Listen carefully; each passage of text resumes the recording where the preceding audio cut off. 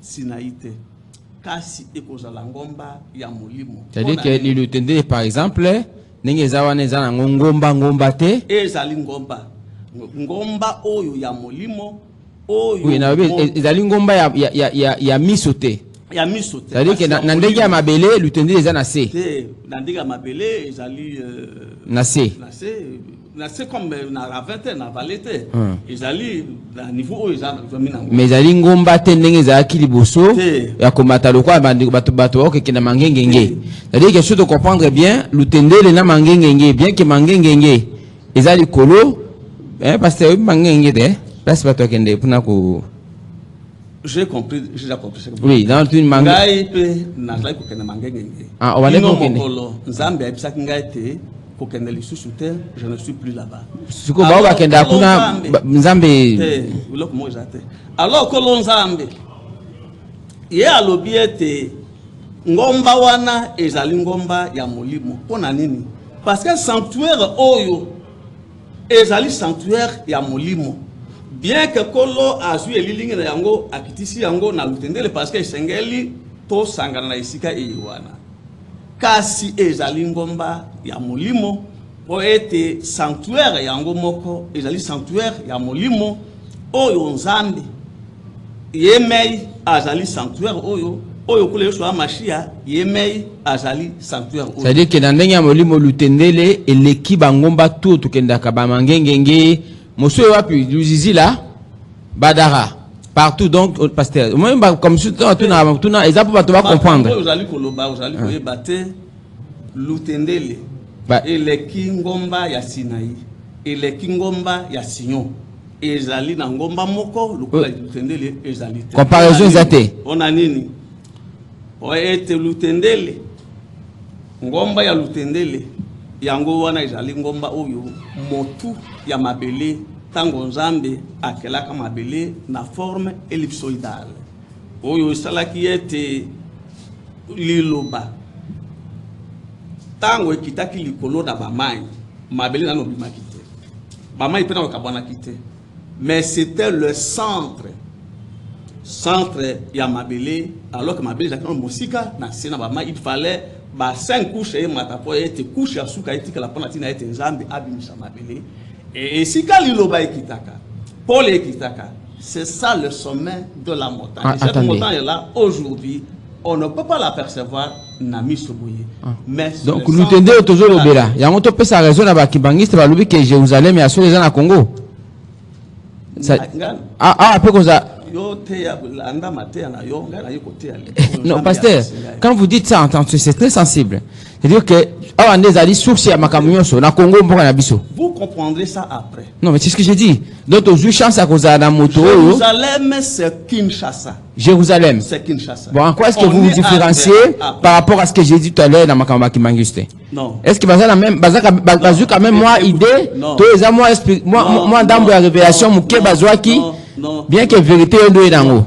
Vous savez, na teyakiawa na lobaki te soki to boyi discernement ya liloba. Satan a ko discerner liloba. Mais a ko utiliser en contre biso. C'est comme ça que asalaki na Ewa dans le jardin d'Éden. Parce que mo Ewa na Adamu ba sosola kite te liloba o Nzambe apesi bango na kati nango kufa ezali. Alors, Nyoka a profité qu'il a été couvert à Liloba.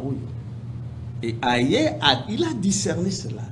Aïe a manipulé Ewa et Koufa et dans le lingue, il y a Molimo. C'est ainsi que je veux savoir. Pasteur, quand vous dites.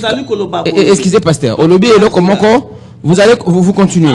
Olobi et Lokomoko, Olobi Jérusalem, pour comprendre en plus tard, et avec le temps où vous allez en parler. Quand vous dites le Loba, Kinshasa, Congo, Kinshasa, Ezali, Jérusalem. Je ne parle pas de Congo, Kinshasa. J'ai dit la ville de Kinshasa, c'est ça la nouvelle Jérusalem. Ezali. Donc, on a Kamba, on a non, je ne veux pas que vous. Donc, Jérusalem, voilà. Alors, Kolo, C'est que bandeko ba yo kabiso kuna oiki bopesa autorité ma passe pasteur bato bakenda makolongulu même président babi akenda makolongulu kuna bapa babike kuna ne Jérusalem asika et tout ça mais vous dites que nyo soit des distractions Zambeye alobiete liloba o ya tindaki liloba na ye moko fal comme elle donc ba o bakenda makolongulu kuna mabela nga yake na lobanga msusu bandeko baolanda ba pesa pinga pasteur non c'est que vous dites c'est que vous ne pouvez pas continuer à parler quand moi j'enseigne. Non pasteur, ce que vous dites est vrai. Quand vous parlez de choses sensibles, sensibles bato ba s'apprendre na ngai pasteur de na voto accueilli ngai ne ba koloba. La nouvelle Jérusalem, on considère que c'est Kinshasa. C'est à Kinshasa. Zambe alobi ete bomoni liloba ndenge yango ekiti. Mystère minen boko na ba mystère ya liloba oyo ezali nini. Zambe alobi pa mosakoli Esaïe alobi te makambo yo ngai na sakoli na monoko mwangae motu akoko bongola yango te liloba nyonso Nzambe atindaki na kati na yango ezalaki na kufa yango wana kufa wana ebandaki na Adamu na mwasi na ye Ewa kufa wana yango wana ebomaki kolo Yoshua Mashia kufa na kata liloba yango wana kolo aebisaki bayekole alobi te bakoboma bino ndenge babominga bakoboma bino alors tango Nzambe azali koloba ete liloba ya tango ya suka yango ezali liloba etondi sami na nguya ezali pona nini po ete eloko yo Nzambe ya fixé na monoko moye ndenge alobaki epa mosakoli Daniel alobi ete apesi Satana nguya ya kolonga basantu baso na kolo Nzambe mais pote Nzambe abuka liloba wana oyo ye moko asakolaki il faut qu'il envoie une parole plus puissante que oyo ye asakolaki oyo evandisaki nguya ya Satana. Alors cette parole la plus puissante c'est celle que nous suivons et ça pour la kolo Nzambe. Parce que soki nguya liloba oyo ezali na nguya e fixa ki liwa et la mort est là.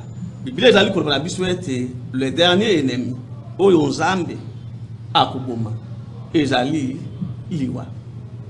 Bible ezali ko na biso ete Satana akokangama parce que ngonga ezali moke moyena tanga ba passage on a so ezali te. Alors Satana akokangama mais il ba la prison. Likambo ya prison ezali ka centralisé à la motoyo et sika na ye pour définitif ezali lifelo. Alors ce qui est vrai que la Bible dit qu'il sera gardé 1000 ans encore un peu en prison. Alors kolo esengeli mbotu sosola te Nzambe alobaki na Mose te libota na yo alobaki pardon na abalayaba te libota na yo ba okende na mboka boumbu bongo na sima Nzambe na kuya kubimisa bana liloba na Nzambe e fixaki esclavage ya Israël mais pote Israël ba bima na mboka Égypte e sengelaki Nzambe ye moko atinda liloba oyo eleki oyo ye asakolaki po ete donc lobake bonne nouvelle oyo soya la kibiso oyo bakangaki ye pona biso oyo babomaki ye pona biso oyo akotaki na kunda pona biso liloba wana ezali oyo nango eza puissant plus puissant que cela parce que comment vous justifiez ça parce que vous reconnaissez Jésus comme votre grand maître. Non mais liwa non, ce n'est pas question de grand maître, il est mon Dieu, il est mon Seigneur, il est mon roi. Comment est-ce qu'il peut pouvez avoir une parole ou pouvez disposer d'une parole plus puissante que celle non, ce n'est pas moi, c'est Dieu. Je vous ai dit ici que Dieu enseigne sa parole depuis les cieux. Et la parole, c'est Christ lui-même. Parce que vous croyez qu'en disant cela, vous allez faire plaisir au Christ. Non. Bien au contraire, vous allez vous susciter Kandanaye. Parce que l'Iloba Oyo est allié. Mais même aujourd'hui, Basiko, en dehors, il y a taplé. Mais vous pensez, Christ est venu. A-t-il tué la mort? A-t-il tué Satan? Donc, l'Iloba Oyo Satan. l'iltala liloba oyo et ye pona ko sukisa monguna satana yango. Et vous mandé ni pasteur.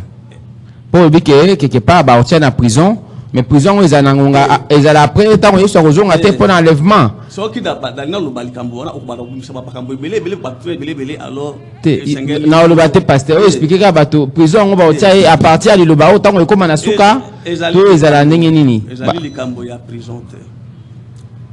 Kanga mosakoli Isaïe. La cité en liesse. Oyo Zambe esengeli abuka penza masili ko buka yango. Cité en liesse wana. Ezali Dieu lui-même l'a appelé la cité administrative. Satana. Il a zali ko vanda isika moko na ba démonate. Il y a une cité administrative. Et la cité wanande esika ma bomba mignon swanguya na yezu amaki. Tous les livres concernant la terre et les hommes, ils l'écoutent. Toutes les fiches, ils l'écoutent. Ils ont appris. Mais aujourd'hui, si tu as un pasteur. Alors, comment pasteur Denago, tu as un suspense, cité administrative, obi ke bana ko la dabateya.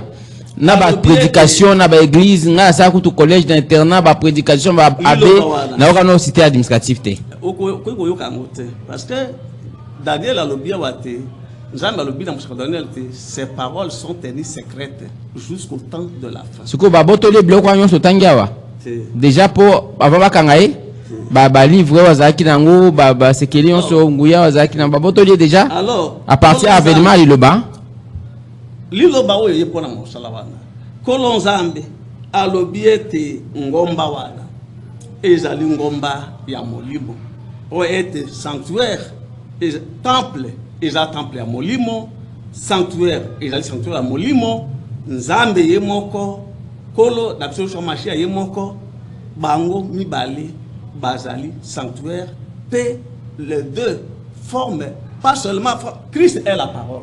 Et Dieu lui-même est la parole. Mais il communique ce qu'il a à dire ou à faire. Na kule shwa mashia mokolo Nzambe akulinga nde atokofungola makambo lolenge nini kule shwa mashia ye azali liloba pe lolenge nini ye akelaki balola pe akeli mabele na mokili. Alors Nzambe alobi ete adoration oyo mongomba oyo ezali rattaché na adoration. Adoration lenge kule shwa mashia ya bisibiso awa et pas na Thomas. Ngombo ezali rattaché na adoration jamais na lutendele. Je préfère que vous parlez en termes de spiritualité parce que en termes d'angomba, lutendele vous dites ici que c'est ngomba te parce que na meko comparer na ngomba o ba yo ba no kendo lobi ezangomba te ba to comprendre on n'a pas si temps il faut faire observer ba to kezali ngomba ya molimo. J'ai parlé parce que j'ai parlé, restez attentifs pour écouter. J'ai dit que ezali ngomba ya molimo c'est le centre de la terre. Et si quand Nzambe a sakola kaliloba te que la lumière soit et la lumière fut. Pasteur Denago. Mon problème c'est ce qui insisté. Non, on peut s'inverser comme ça tu vas bien. On est juste Genèse chapitre 1er verset 3. Et puis ça alors colons Genèse pardon pasteur. Non, mon discours clair à lutenir les bimi lelo. Ceux qui n'a posé ma question on attendait dans sous. Donc ngomba na Nzambe lobaki que la lumière Obi Genèse combien pasteur? Chapitre 1er verset 3. Premier verset 3. Okay. Alors colons Nzambe alobi. Donc wanande centre makamnyonso lumière o bato ba lukala bokili na ndenge nyonso et pesa makinde kuna alutendeli. Donc wanande point de départ makamnyonso boko sosola makambo maso na ngonga oyo esengeli. Nzambe alobi ete adoration oyo bazali ko adorer na ba église bazali ko adorer makambo yo ba yebite. Parce que adoration kolo alobi ete ezali rattaché na moto yo asimbi lobiko ya bana na Nzambe na maboko maye. C'est celui-là. Yende azali le centre ya adoration, azali le préchantre ya adoration. Ils avaient passé dedans. Congo soki motu ayambi le prophète du temps oyo azali centre ya adoration te akoki ko adorer Nzambe te. Kolo ayebisi biso. Donc c'est vous qui êtes le centre, l'incarnation et adoration n'attend tous en lelo. Kolo alobi boye. Malgré banzembo to kaka ba lukinga na monine esimbite nyonso ana adoration contexte yango le beleza eza plus que cela. Mokolo oko sosola liloba parce que Nzambe alingi ko bikisa yo. C'est ce que je dois te dire maintenant. C'est à toi à prendre ou à rejeter. Mais Nzambe alingi bikisa yo. Mokolo okoyo kaliloba na mateya na yango lolenge isengeli banzembo yo ozoyemba wana koyemba lisusu te ba ebele ozotanga kobola bango okotanga lisusu. Monsieur pasteur, quand vous dites pasteur, excusez pasteur Denago, parce que la ma prédication qui est malin vers souka, mais il faut comprendre quand la Bible dit l'heure est venue et il est venu, elle est venue où les vrais adorateurs adoreront les seigneurs ou l'Éternel en esprit et en vérité. Pasteur, frère Patrice parle au baki kamwana. Frère Patrice parle. Pardon, bomba pona yo. Bomba pona yo s'il vous plaît. Mais parce que bon, on entend à sauter, na biboui. C'est que tant vérité wana adorons en esprit et en vérité. Et ça, il y a un autre ba déjà to ekoya simaya ni loboyo. Tala. Adoration eza ndenge nzembo to eza ndenge prédication to yo kabwe. Par on a comprendre. Kolo Nzambe alobi boye. Ye na tango oyo isengeli atindaka mosakoli ya tango. D'accord. Mosakoli ya tango wana. Soki yo ondimi ye to ondimeli ye nde okoyoka liloba oyo ayena kasi soki yo ondimi mosakoli wana na motema moyo te yo okoyoka liloba wana te pe okogumbamela Nzambe te parce que bozali komona adoration lokola iloko moko ya moke ya nzembo. Adoration ezali rattaché na liloba, liloba ezali rattaché na prophète du temps. Et tango yo oboyi le prophète du temps, olobi tozali ko adorer Nzambe, tozali ko adorer Nzambe. Donc l'adoration to confondre en na nzembo te. Moi si oyo ye azalaki makambo alobi te ba ko na ba ko adorer Nzambe awa na bangomba na ngomba oyo. Mais bezali dindi, c'est ezali makambo etali ngobe ko da monsi. Alors pasteur, comment expliquer l'entrée dans le sanctuaire pour répondre aux prophéties pendant dans la Bible? Comment vous l'expliquez? Mais nazo fungola eloko moko mais yondo ozali distrait. Tétété, n'a comprendre par rapport à la thématique na biso. J'ai commencé par le sanctuaire. Sanctuaire oyo nanya yebi yango. Yango tu peux expliquer biso siko ke yango ezali base ya Genèse chapitre 1er verset. Non, je n'ai pas dit ça. J'ai dit que l'iloba centre bien sûr. Le tango ekitaki likolo na bamai awa ose. Na Kinshasa. Non, Kinshasa n'existait pas. Même la terre elle-même n'existait pas, ni le soleil, ni la lune. Pour la compréhension qu'on a fait comprendre les bateaux. Likolo na mai. Et si ka moli monanzambe ye azalaki. Parce que c'est ce que la parole dit. Soko tangi na Proverbe chapitre 7. Moli monanzambe alobite yende mutu azali kozwa makambo na nzambe yonso a former yango. Pe na sagesse alobite azali ko décider na forme na yango. Et si ka moli monanzambe ye azalaka oyo liloba nzambe asakulaka ete que la lumière soit et la lumière fut.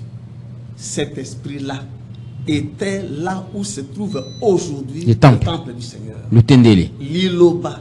Et qui taki exactement là où se trouve le temple du Seigneur aujourd'hui.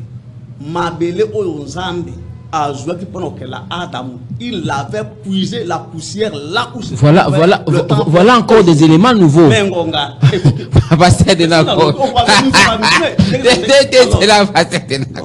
Je rappelle que vous suivez le magazine Rendez-vous des auditeurs, deuxième partie Radio Liberté Kinshasa. Nous recevons pour vous, dans ces studios, le pasteur Denago, Adamu. Adamu. Le nom là semble un peu difficile, pasteur. Pasteur Adamu. Hein? Moïse Adamu. Donc, place Bazwape, ma belle pour nous sala yo, ils en a l'utendele. Na ngai pe, place Bazwa ma belle au sala ngai, ils en a l'utendele. Parce que nga zako ko ya Adamu. Donc, nga pe na zako ko na yo, pasteur.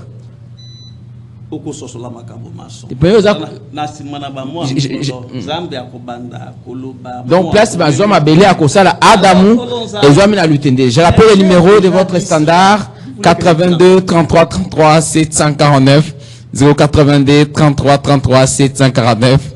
Vous allez nous appeler également par notre numéro professionnel, les 081 49 41 721, les standards. 081 49 41 721.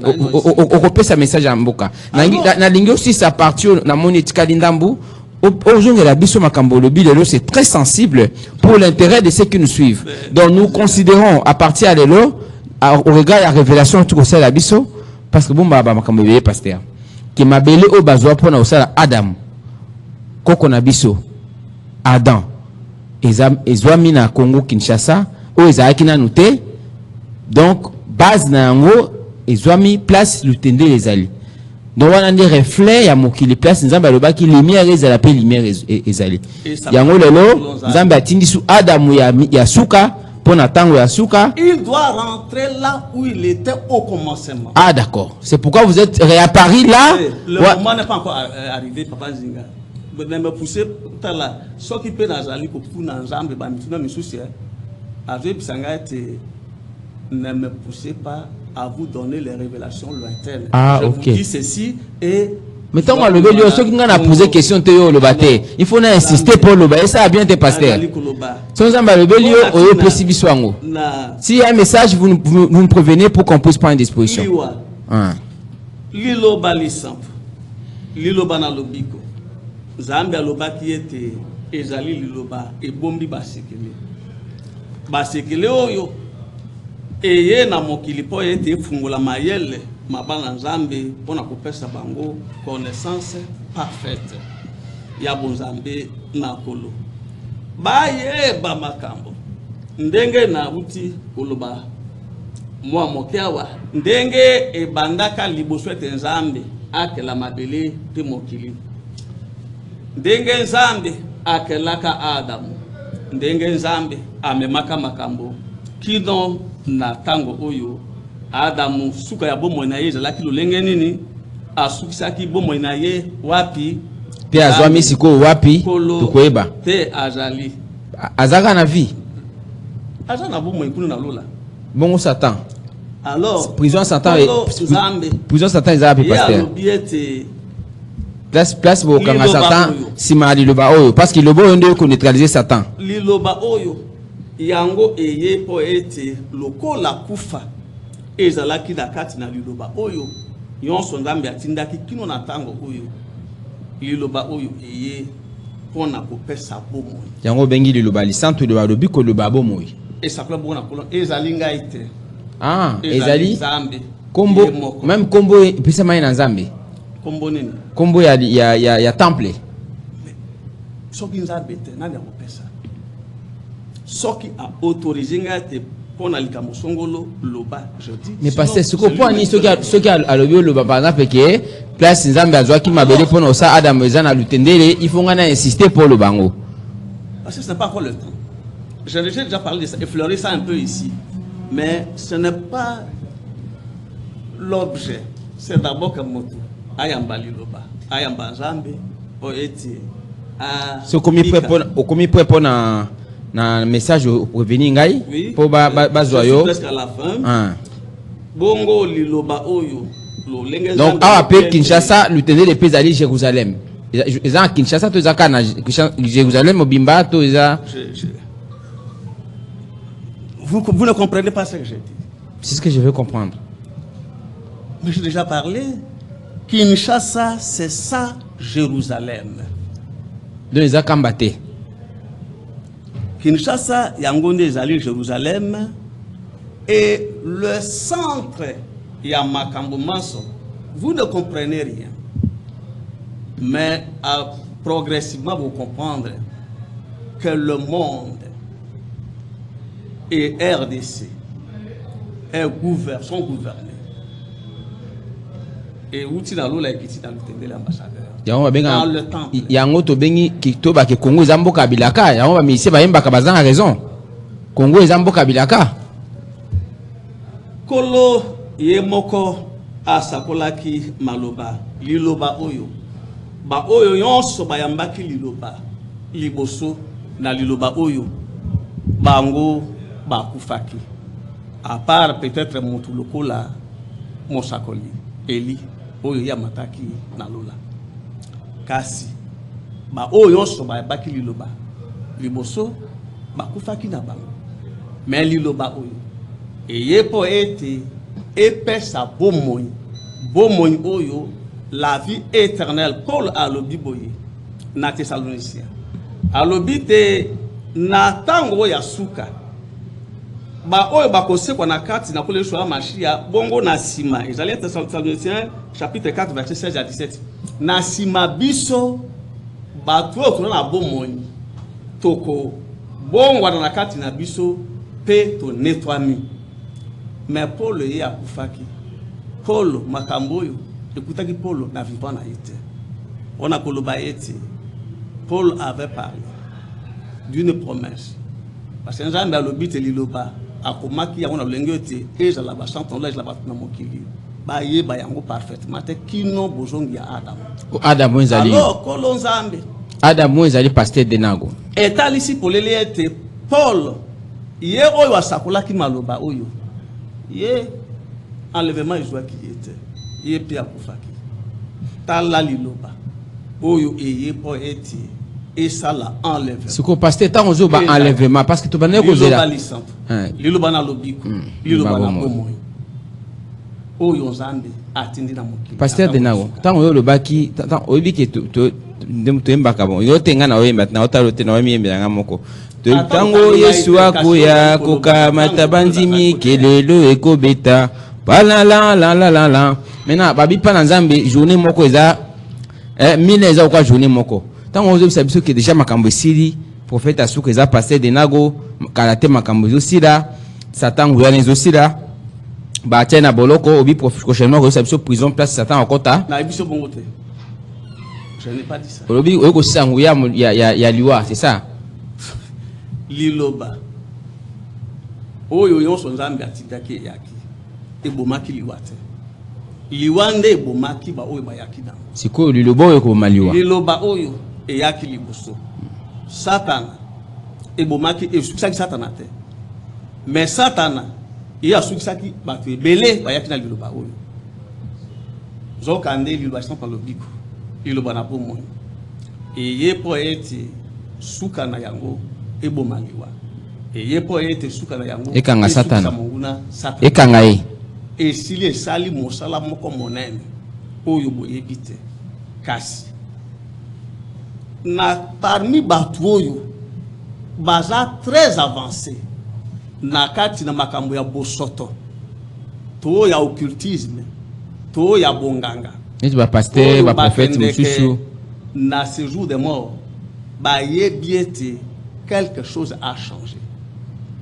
dans ce jour de mort ba yebi yango pe o tango makambo so sala maka Satana mutu muka kotaka na ce jour de mort soki bitumba ezali motu muka kotaka na libanda kotaka na ce jour de mort parce que makambo ele kaka kuna eza soni mingi pona ye moyen motu na mokili akena mona ya kubeta lisuna ngwa na mokili ezate na kotaka sekuna mokolo ezali kolo azolo kumuna maso oyo ate na oui non il y a un message je rappelle les numéros on va prendre les appels hein.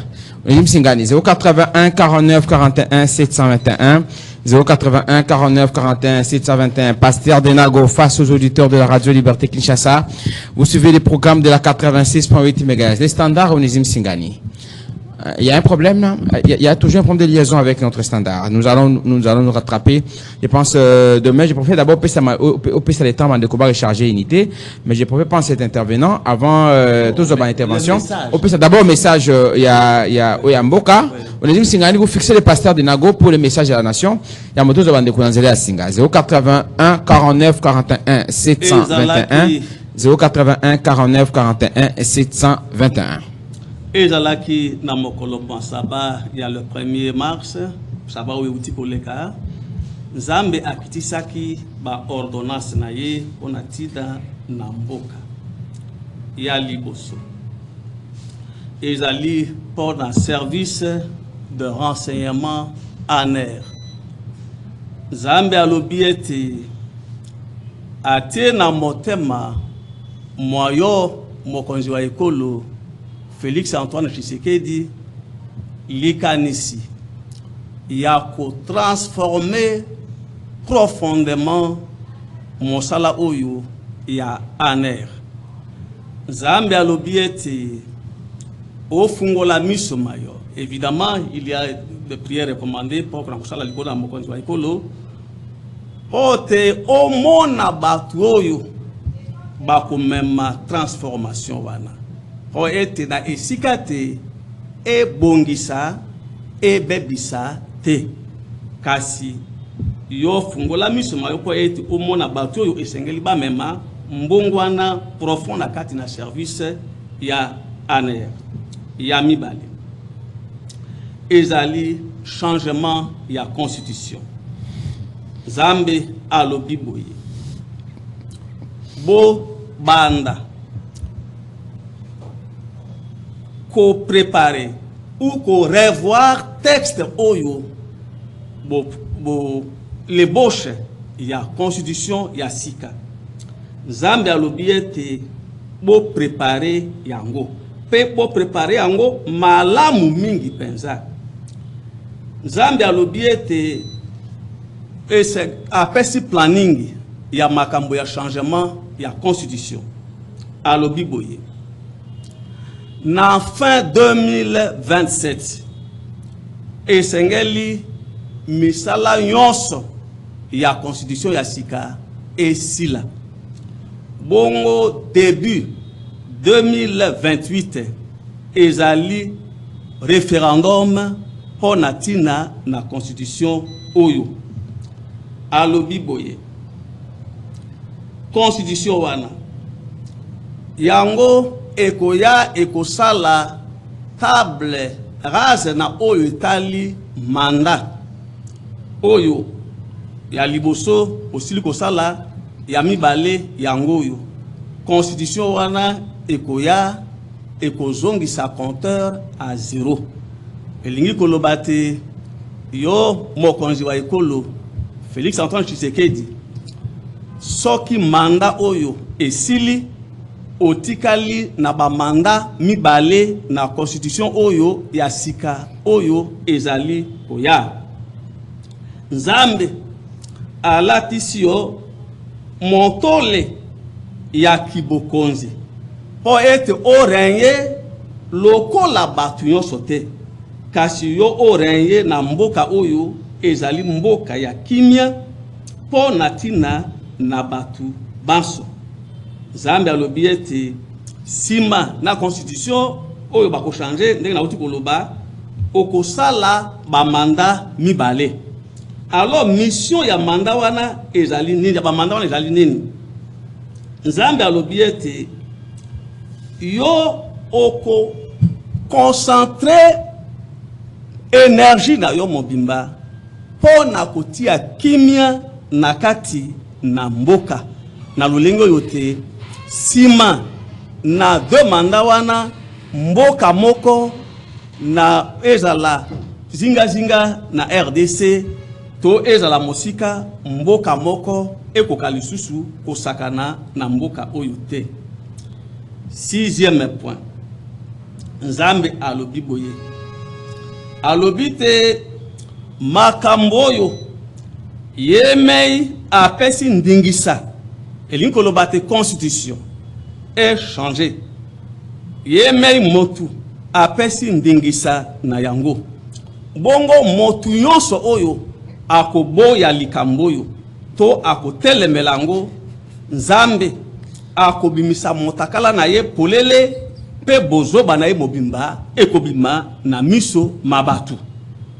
Nzambe alobi ete akotia nyei na bongo ya motu wana pe motu wana kokoma biloba loba po ete population mobimba ba tombokela ye. Ya 7e ezali ete Nzambe ye ayebisi yo ete ezali na motu moko oyo esengeli olongola ye na mosala d'urgence. Na kotanga kombo ya motu yango te, metala makanisi oyo oza na yango pona kobongisa mboka. Tala point central ya makambo oyo oza na yango pona tina na développement ya mboka. Motu oyo azali kokamba makambo wana, Nzambe apesi yo ordre olongola ye dans l'immédiat po ete azali monguna ya mboka, azali monguna na yo, azali monguna na Nzambe. Soki Nzambe alingi akofungolela yo makambo yo motu wana asalaka soki abimi na libanda ya mboka. Alors kolo apesi pe mitindo wana na yo ministre ya finance. Nzambe alobi ete akotisi na kati na yo boyini ya motu wana po ete makambo nyonso motu wana kosala ezala epa na lokola azali kofinga yo to azali kotuka motema moyo po ete olongola ye na lombango penza. Kolo ABC na recommandation po na tina na yo mokonzi wa ekolo, Nzambe alobi boye yo kamba ekolo selon makanisi makolo Nzambe po ete Nzambe ye moko azali kotia makanisi na kati na yo, bongo ozala attentif po ete yo osala oyo ezali volonté na Nzambe. Volonté oyo ezali nini? Boko nango ezali nini? Ezali ete lelo oyo eloko kombo dialogue ezali te pe ezali te. Nzambe aboy dialogue nyonso oyo batu bazali ko waya waya pona koluka kotia dialogue na kata mboka. Nzambe aboy yango. Nzambe asile koloba na yo ete dialogue ekosaleba oyo ye akozala simana yango tango mboka ekozwa kimia mobimba nde na tango wana dialogue yango ekosalema. Ete Nzambe asile koloba na yo ete batu banso bazana makila na maboko mabango oyo bakota na rebellion motu moko na kati na bango azana esika na kati na mboka oyo te. Tala makambo maye kolo Nzambe ye sakolaki utalola abengi yango alobi ete ezali ordonnance na ye likolo na mboka yango wana na kombo na kolo msoso mashia libonza mone na bomoi mbeka mona lobiko nguya mona elonga. Amen. Donc otozuki outi en direct na lola ordonnance. Pasteur, mais ordonnance ozolo ba oyo batu bako kanda makasi.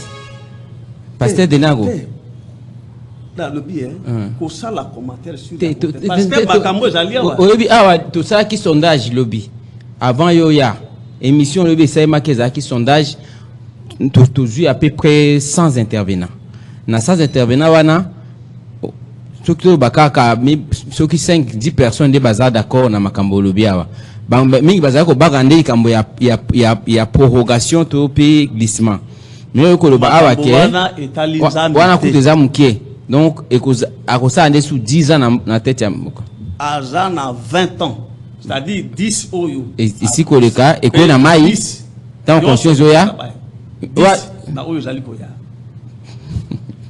pe dialogue Nzambe aboyango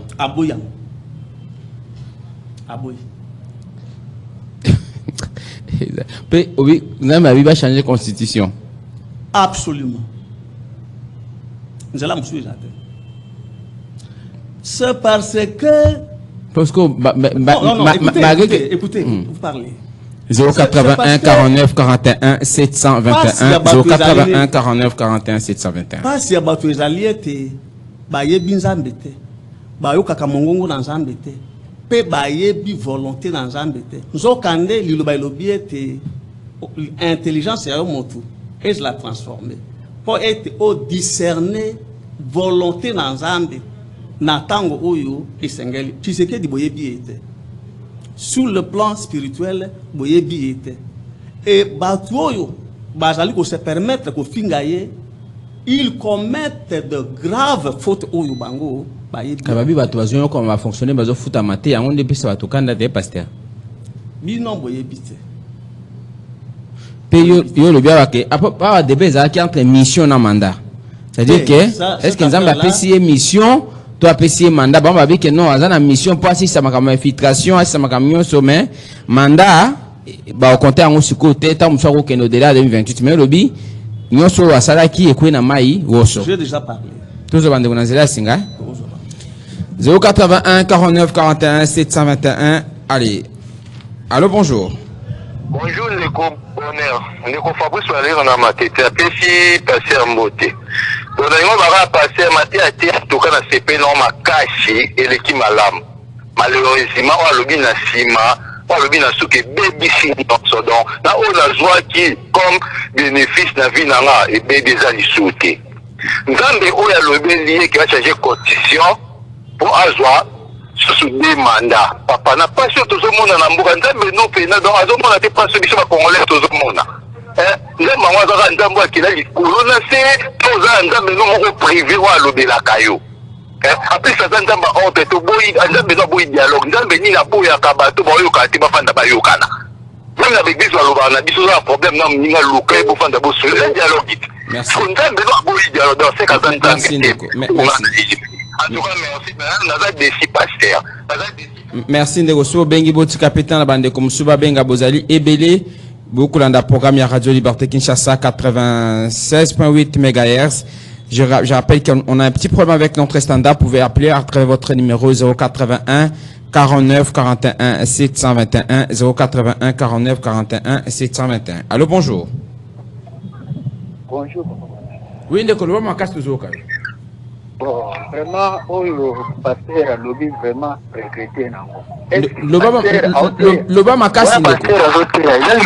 Le pasteur loba makama politique. Il y a pas politicien. Te alobi révélation abeza ordonnance et outina lola. Il est parti. 81 49 41 721 Onésime Singani, merci de trouver avec l'équipe technique la solution Irjama par rapport à ces situations de notre standard. 81 49 41 721 081 49 41 721. Vous allez nous excuser pour cette mesure exceptionnelle. Aujourd'hui, nous allons vous avoir à travers ces numéros pour vous permettre d'intervenir. Le temps pour nous de rétablir la liaison avec notre standard, votre numéro professionnel. 81 49 41 721 081 49 41 721. Passez des nago, le temps qu'on puisse prendre des interventions. Vous notez les questions. Allô, bonjour. Allô, bonjour. Bonjour, papa. Bonjour, de votre Kayo. Pasteur, on va éteindre la passe. Éteindre la passe, pasteur, de la pasteur. Éteindre la passe. Allô, les alliés ordonnances, c'est outil dans l'eau là. Voilà. Si vous avez besoin de radio, besoin d'abisso, si vous avez besoin de radio, besoin en équipe, besoin d'abisso, vous avez besoin de la mingite, bande de Bolimbisi. 081 49 41 721. Allô, bonjour. Allô? Saturation. Hein? Allô, bonjour. 081 49 41 721 081 49 41 721. Onésime Singani, je pense que demain déjà nous allons rétablir la liaison avec le standard parce que ça nous cause véritablement un préjudice par rapport aux intervenants. Il y a cette saturation réseau. avec ces tout petits problèmes de connexion. 081 49 41 721 081 49 41 721. Pasteur Denago, justement, pour l'instant, les gens sont presque déçus hein, de vos interventions. Nazwa, intervention de communication. Allô, bonjour. Allô, Ndeko Bonheur, bonjour. Bonjour, Ndeko. En tout cas, on a bengi on a quand pour Ndeko Village, moi, on a soda. Na opé ça pasteur Mbotete parce que naza déjà déçu. Et pour votre information, Ndeko Bonheur, Toyoka Kaba parole mususu awa na mboka oyo un pasteur a postulé comme candidat président de la République à l'équipe na TV. À lobby 2000 otanga inde président de la République Nzambe à lobby nangai. Quelque part na komi komona lokola tokomi kosakana na Nzambe. En tout cas pasteur alimbisanga nazo finga te nazo ba mabete. Alimbisanga vraiment est-ce que est-il vrai Nzambe à lobby na ye comment okiko tomber très mal la ordonnance et utina lola. Moi, je pense que c'est une erreur grave. Pasteur Tolanda Kayo, Tolukarano, tout ça, la effort, il y a pour comprendre le message, parce que c'est compliqué pour nous comprendre. Mais où est-ce que Bakisa Lissu, je n'ai pas besoin de vraiment. Alors, moto a goûté na dialogue, ou à Koboya qui va changer constitution, Nzamba a kobungisa molimo na ye, a goûté bloc à certains mutu, à Wanagolo Mabe. De Kobonner, na répondre à la question. Paix à son âme de qu'on habite au Sahel Kokufa nani Dakumuda Christian Kimbukusu. Alanda émission mon émo quoi les cannes à Kota Piro Loire à l'époque na digital. À Loba Penza bien 2018. Gaïndé président de la République. Nzamba Lobi Nangai. Bomba émission au Komona. Dès qu'on a un moment donné, botika kabiso soki to vandi botumbo la kaba mémoire na biso. En tout cas, na kobando landa ka supermarché ani aba my crédit au cas je suis déçu. Na loba na obenga te me suki na bengi ka po. Biloko alobi wana ezala kate en tout cas pasteur na regretter. So zo luka musala kende kana politique na IDPS ke kwa ambrier batu. Muninga démissionner ki wazala ki parti ya Wiste wana. Aloba ki ba vérité na muso azala ki na mwa bimi na ye. Yo peso ozala posa o Kenya IDPS kende ka kambala mo ke koya ko mema sous population na kati erreur. Batu mboka nini basala la dialogue te. Ok, nous avons la constitution va changer. 81 49 41 721 081 49 41 721. Je m'excuse sincèrement au nom de toute l'équipe du magazine Rendez-vous auditeurs pour ce petit souci technique avec notre standard. Ce jour, on a connu un petit problème de liaison. Appelez à travers ces numéros. Nous allons prendre des 3 interventions. Toujours dans le studio protoculturel émission Nabissuna Pasteur Lelo. Demain, nous allons continuer les sondages, un peu comme nous le faisons toujours avec vous, chers auditeurs, auditrices de la 96.8 MHz. Allô, bonjour. Un problème de saturation. 81 49 41 721 081 49 41 721 en direct de la Radio Liberté Kinshasa. Pasteur Denago, je rappelle qu'il est l'initiateur de Luloba Lisanto, Luloba Lobiko, Luloba Nabomoi, Uzamina Lutendele, ambassadeur, Avenue Silimani, numéro 19, numéro 089 80 81 808 089 88 81 808. Un autre intervenant en ligne. Allô, bonjour. Bonjour, Nazine, Nazine, de nos bandes de Pengalema. Patia Boye, Métier, Pasteur de Nao. Bon, ben, il a gagné une ligne. Par exemple, on dit que Terika Chama, Ndeko, oyoki makambo alobi te. Ezaka tina te, akoyoka soni na 2018, akoyoka soni, wana sezambe aluka musala. Alobi eza ordonnance Otina Lola. Un autre intervenant en ligne. Allô, bonjour. On est Singani avec cette situation de saturation. 81 49 41 721 081 49 41 721. Merci de nous avoir supportés aujourd'hui comme ça. Je pense que la technique a toujours ses caprices. Demain, on va rétablir les standards. Allô, bonjour. Bonjour. Bonjour, Bonheur. Bonjour. Quel musique na radio na yo, hein? Quel musique na radio? Tozo kayo. Na dogi pasteur wana, hein? Tozo kayo ndeko. Na respect ya ba invité na biso tozo. Ayo ki biso soni. Pardon, prochainement so adiki na kota mikuo. Bolongola e. Po alobi nini? Po alobi ki azu ordonnance yoti na lola. Alobi ce kazo luka musala ake nikuna IDPS ba luka musala ba pesa ye. Mais atika ko ba makambo ya pamba. Pour nos révélations, Merci beaucoup. Merci pour l'intervention. 082 33 33 749, magazine Rendez-vous des auditeurs. Deuxième partie, Radio Liberté Kinshasa, Folcom et Léonisime Singani sont derrière la cabine technique, c'est qui assure la mise en onde. Un autre intervenant. Allô, bonjour. Oui, allô, bonjour, Papa Bonheur. Bonjour, Ndeko. Diminuez le volume à radio, c'est de Kemusika Tozokayo. Ok, c'est bon. On appelle si Papa Pasteur Mbote, hein? Azokayo. Na nyonso pa pasteur alobi bon makambo ya nzambe batiela yango mpenza tembe mingi te parce que bible ndenge eza wana toyeba mpenza origine yango comme tel tembe na oyo ezolobama yango nde tozondima me nasengi na bato mosusu eza te ko oyina Tshisekedi oyina na bible te koyina mpe pasteur te ya lobi nde mama nzambe aka oui papa. Ngala ena loba boy pasteur azoteya omoni makambo ya nzambe pona comprendre yango bako comprendre yango te nde tomela mai normalement penza ata Jésus parlait à parabole alors pona comprendre makambo ya nzambe eza pas si faut vous appeler un esprit spirituel mais beaucoup de gens ne comprennent pas yango wana po basala effort ba comprendre makambo ya nzambe eza facile te donc ordonnance atangi otina lola. Mais papa, bongo nani mutape sabi so Tshisekedi a la pouvoir. Merci. Merci beaucoup pour l'intervention. Merci.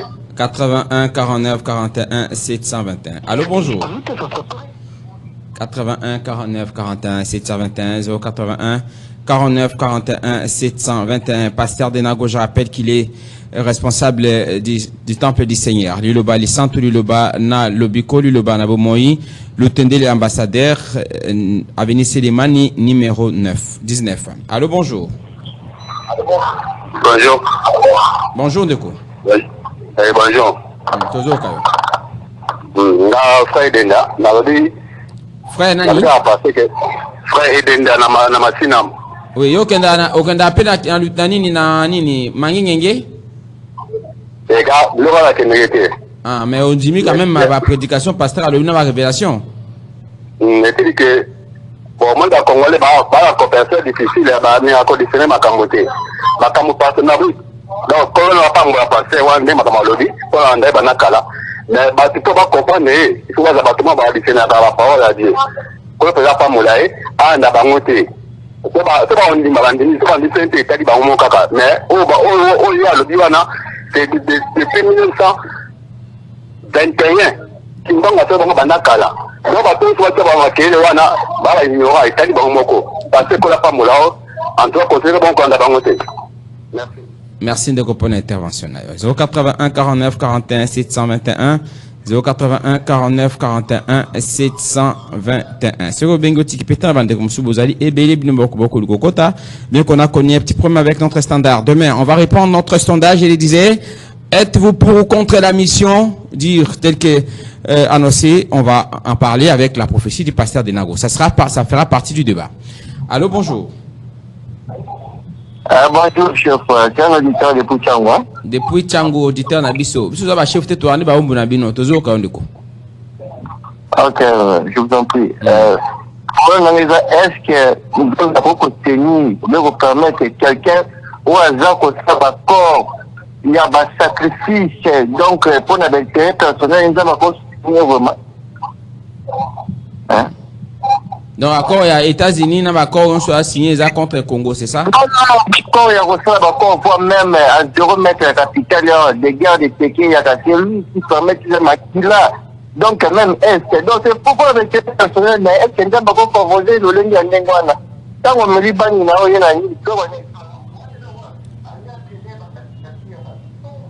il y a un 081 49 41 721 et votre intervention doit rester dans les contextes de notre émission, sinon on vous épargne, on va identifier votre numéro et vous écarter pour de bon à intervenir à ces magazines. Allô, bonjour. Bonjour les journalistes. Bonjour papa, Bengap Kombonani. Ngai comme nga pasteur Timothée nazana commune ya Bumbu mafuta. Mon frère Pasteur Timothée. Oui papa. Yo za responsable de l'église nini? Église de Jésus-Christ de la parole puissante et JCPP. Je pense que lundi c'est quoi place le bas sur le vendredi. na yoki vraiment makambo nyonso pasteur alobi nazosebisa bandeko na biso bacongolais nzambe alobi ta pensée n'est pas nos pensées pensée na nzambe eza pensée ya biso bato te komona na biso eza komona na nzambe te nazomona roi Akab qui était roi d'Israël alingi akende kobundisa bato ya Ramoth de Galade donc abengisi baprophète à peu près 400 quelques prophètes bango nyonso bapesi ye masako ya lolenge moko kende tu vas gagner na bataille maintenant bato oyo abengisaki ye baroi mosusu bazotuna ye estce eza na prophète mosusu te alobi etikali kaka prophète Miché mais ye alobaka eloko asolo te mpo na nga balobi te soki aza prophète na nzambe ebenga ye mpe 450 prophète bazoyebisa Miché landa kaka maloba na nzela na biso ndenge mpe biso toyebisi alobi moi je parlerai ce que l'Éternel me dirait alors ntango azoyebisa roi Akab ozokende kolonga roi Akab alobi donc nazoyebisa nga la vérité qui vient de l'Éternel alobi ndenge yo otangi kongo na nzambe oyo apesi nga donc mosala ya kiprophète nazoyebisa yo mena ya solo je vois l'Israël azana kati na bangomba pe na bakolina kopalanga na mbango na bitumbo bino bozokende okotikala kozunga te obatra bino prophète moko atelingwa na papoli Miché alobi ke depuis quand que tu es prophète biso tolobi maloba yo ozobo alobi ke bokanganisie botie na prison ndenge Akab le roi alobi mais alobi oui, allez-y concrètement Ndeko moi résumé hein surtout 8 ans tobenga yo quoi qu'on intervenir pour exploiter et ngelo banini pour na bandeko bolanda ba retenir ni elingi koloba ete elle que soit makambo nyonso bandeko ba intervenir bazolo baki on passer azolo bezalo kota eza penser na ye tout ça mon frère nazo ebise soki ngamba lobi ke azore reconduire ndeko na biso Félix il va le faire ça lobi ke azore reconduire ye mais ce que pasteur a dit ça va se réaliser si c'est la parole de Dieu ndeko pasteur papa mais oza quand même peu à kotika église na oya kokota na vrai enseignement o eza tango ya suka pardon na biboye yo oza pasteur oza peu à kotika par rapport na ne pasteur ate yawa Paul loba nzambe aza sunga cha ba église te est-ce que oza peu près parce qu'on dit de boya lobi kamba dialogue na makambo ya 10 ans ateke Dieu ko bakisama est-ce que oza peu près à kotika makambo ya église na yo po okota ozo enseignement ya solo pose alobi kona ba ndeko nyonso baza sima na yo malheureusement nalandaki pasteur ate na fondolira nalandaki ozi biso na nzela je suis désolé akopesa numéro oya po ozo enseignement ya solo na lutendele otika église na yo kuna oya kozwa enseignement c'est-à-dire d'après ye esika nzambe ya solo kaka ekone pa na ye ouais merci. On va prendre quelques interventions et on va finir justement. 082 33 33 749 082 dire 81 49 41 721 081 49 41 721. Un autre intervenant. Allô, bonjour. Bonjour. Lobby, papa. Obengi wapi kombonani. Obengi wapi. Kusuki ya lunga batu bakondima mais profit aje bisi batu bayoka bayoka te problème za te mais kama ngambe za ya ngambe oya biso ba kabite za ya ngambe te oya ngambe za ya biso te merci donc je suis là qui m'ondima qui était. Allô, bonjour. Bonjour papa Bonheur. Maman Françoise na Bandalungwa. Oui, maman Françoise. La personne pasteur Mbote malgré tout makambo alobi wana na sepelité en tout cas vraiment Bible yango moko elobi oyo bakangi na te yango ekangami likolo leo tokangaka makambo ya constitution oyo nzambe azalaki na kati te kaka ye nzambe yango lelo lisusu achange maloba nzambe achangeaka te Bible echangeaka te nayebisi pasteur vraiment nzambe achangeaka te Bible achangeaka te makambo azoloba ezotuka biso makasi na mitema pasteur alobi maman Françoise oyo nyonso akoboya likambo ya 10 ans ya Tshisekedi oyo ekobakisa mpo ekosala ya table rase changement ya constitution akozwa koma biloba papa bonheur nani yango alobi bongo yango biso bodaki population mobimba kongo mobimba biso nyonso tokokoma ndenge wana bilobaloba aloba bongo tokokoma bilobaloba biso nyonso bapaster bayaka kolobaka makambo ya boye te bazozwikisa biso mitema tanke tozolamuka na ntongo tozoluka ta liba tozozwa te biso tobanda oyoka makambo ya bongo ya zoloba Allez, on prend des interventions et puis on clôture ces différentes interventions de votre part. Chers auditeurs, auditrices, je rappelle que nous restons pour vous, Pasteur Denago, responsable du Temple du Seigneur, Luloba, Lisantou Luloba, na Lobiko Luloba Nabomoi, Temple du Seigneur, Lutendele, ambassadeur Avenue Sulemani, numéro 19 089 888 18 08 089 888 18 08 sur un numéro à Pasteur 0951 82 98 0951 82 98. On prend les tout derniers intervenants. On va finir les émissions. Vous prenez le fixé Pasteur pour sa réaction par rapport à l'intervention à Bandeko. Demain, on va répondre les sondages et le numéro standard sera opérationnel. Toutes nos excuses. Aujourd'hui, on s'est fait violence parce qu'on ne voulait pas vous prouver de votre droit les plus légitimes d'intervenir à travers notre numéro professionnel, les 081 49 41 721 081 49 41 721. Les tout derniers intervenants, s'il y a un problème de saturation, je pense qu'on peut passer outre et revenir à notre invité du jour, Pasteur Denago, pour na makanisinae par rapport à appel il y a ndeko balandia Radio Liberté Kinshasa. Lo kumomengi na kolonzambe abandi na no yambo kotia na mopanzi motu ya numéro 7 motu ya numéro 8 edenga motu ya numéro 10 numéro 11 okay. Na numéro 10 Pasteur Timothée batu mine oyo natie bango na ino na mopanzi les micros na loba na ba oyo batikali oyo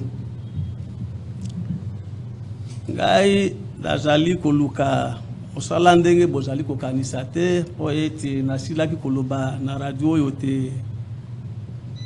J'ai été consulté na régime oyo eleka pour de très hautes fonctions kasi ngai naboyaka batu ya koboya makambo wana bazali mingi te.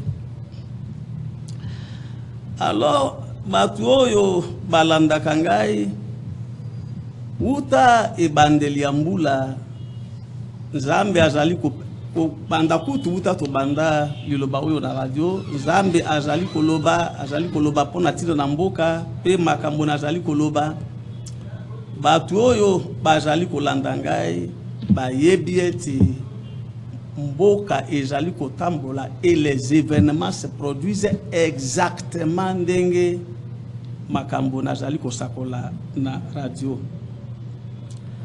Alors Nzambe ye alobi wuta lola ngonga ekoki o ete misala na Nzambe banda kosalema nakati na mokili. Nzambe asakoli maloba likolo na mokonzi wa ekolo likolo na mboka RDC. Bongo lokola bino ba oyo botikali oyo botie patolo na bino liboso na liloba na Nzambe o ete botia tembe na liloba oyo kobanda lelo makambo oyo Nzambe ye alobi pona tina na batu oyo bakotia tembe na makambo oyo apesi ndingisa uta lola e banda kosalema likolo na bino. Non seulement ça, mais il y a une suite aussi. Alors batu oyo bazali zinga na bino Fabrice Ramatete oyo numéro 2 apesi kombote et le reste tout ça na Pasteur Mosusu nyonso batu mosusu batu oyo bazali na kati na bandako na bino bato oyo bazali ba voisin na bino bako banda ko vivre makambo yo likolo na bino po baye bati solo nzambe oyo utalola atindi liloba oyo pona koya pona kusukisa mabe nyonso nakati na mokili kusukisa banguna baye banso yango wana kolo a acte likambo yo utalola. Amen. Numéro de téléphone, rappelle rapidement. Téléphone. La conférence, pas toi aussi, la conférence est belée, pasteur. Mais il demande la conférence pourquoi? Quoi faire avec la conférence? Pour vous expliquer, tu m'as live, vous expliquez, bango, au moins, parti dans le bas qui vous a beau et pour la beau. Zambe Azali na plan naïe. Je ne fais rien sans autorisation du Seigneur. Tout ça, dans ma cambone, vous allez koyo kabati abana. L'obéissance pour l'objet que nous avons na Lutendele avenue, l'hôtel ambassade avenue Selemani numéro 19. Ba numéro nanga téléphone ezali 089 888 18 08 089 888 18 08 0951 82 98 0951 82 98 Kolo azala sima na lilobanaye na ligina pesa da pesa mo na chamko moke montu moko asa lobaka makabilo bela boye liboso da za na c'était l'autre fois aipsanga so ya lipoye batinaza pasteur il faut rassembler la propage de l'ongwandi akondi bakasa pasteur je lui avais dit que pas chinois ko bakisama. Après l'émission, il m'avait appelé. On a pour 5 abolimbisi. Le lendemain matin, il m'avait appelé. On a pour 5 abolimbisi. Zambe. Bakoyi banzambe. Amen. Allez, on se retrouve demain pour le 4e numéro avec la reprise des sondages. Apprêtez vos unités. Je ne suis dans aucun camp. Au pasteur Alobi, ce que vous allez appuyer, vous allez dire autre chose. On va revenir sur ça demain avec les sondages de vos interventions. Allez, merci à Folcom Aele et Onésime Singani qui étaient derrière les caméras. On se retrouve demain pour un autre numéro de votre magazine, l'avant-dernier numéro de la semaine. Portez-vous bien, rediffusion 20h juste. Sur cette émission, quand vous voulez l'ambiance que vous voyez dans ces studios, vous pouvez retrouver cette émission sur YouTube, sur CTV Radio officiel. Allez, à demain.